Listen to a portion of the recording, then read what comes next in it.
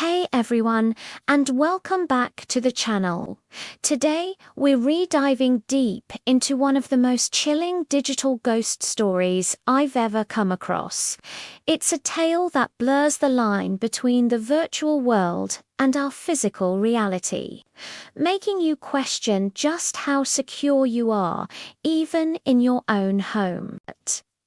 This story is about a young man named Ayaan, and what happened to him is the stuff of modern nightmares.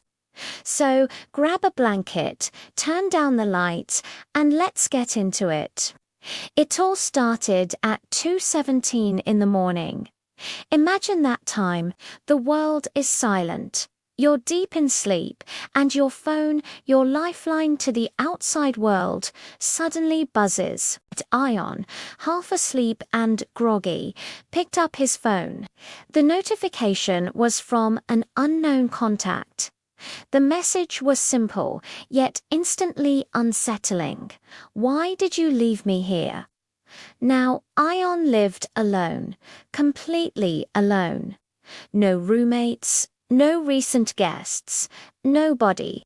So, who could possibly be sending him a message like this, accusing him of abandonment? And at this hour, his mind, still foggy with sleep, tried to make sense of it. Maybe it was a wrong number, a prank, or a friend messing with him from a new phone. Confused and a little annoyed, he typed back a straightforward reply, "Who is this?" He watched as the three little dots appeared on the screen, signaling that the other person was typing. But then, just as quickly, they vanished. A moment of silence.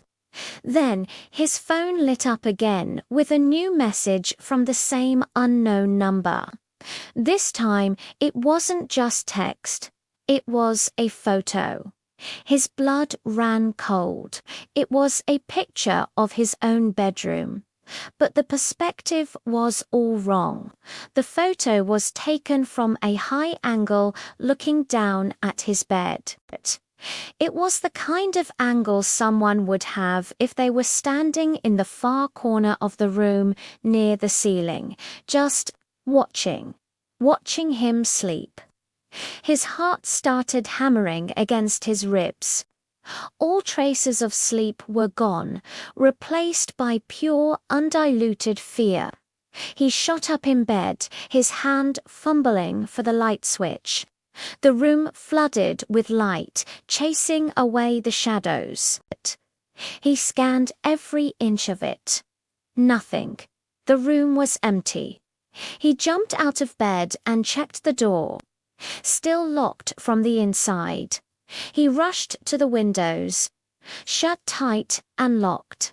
There was no way anyone could have gotten in, and more importantly, there was no one there now. He tried to calm himself down. It had to be a hack, right? Someone got into his phone's camera remotely, or maybe it was an old photo they'd somehow found. He tried to laugh it off, his breath shaky. A creepy but harmless prank, his first instinct was to shut it down. He went into his contacts, found the unknown number, and hit block. A sense of relief washed over him. Problem solved. But then his phone vibrated again. He glanced at the screen, his stomach dropping. It was the same unknown contact. The block hadn't worked. How was that even possible? A new message popped up. "You always ignore me first." The words were accusatory, almost mournful. But before Ayaan could even begin to process what that meant or how they bypassed the block, his phone started acting on its own. He watched, helpless, as the Instagram app opened itself. He wasn't touching the screen, but it was moving, navigating with a purpose. A new story was being uploaded to his own profile. It wasn't a picture. It was a live video. With a horrifying sense of dread, he watched the live stream begin. The camera, his phone's camera, was slowly panning across his bedroom. It showed the locked door, the closed window, his desk with his laptop on it. It was a live feed of his room from his phone, which was right there in his hand. But he wasn't controlling it. Then the pan stopped.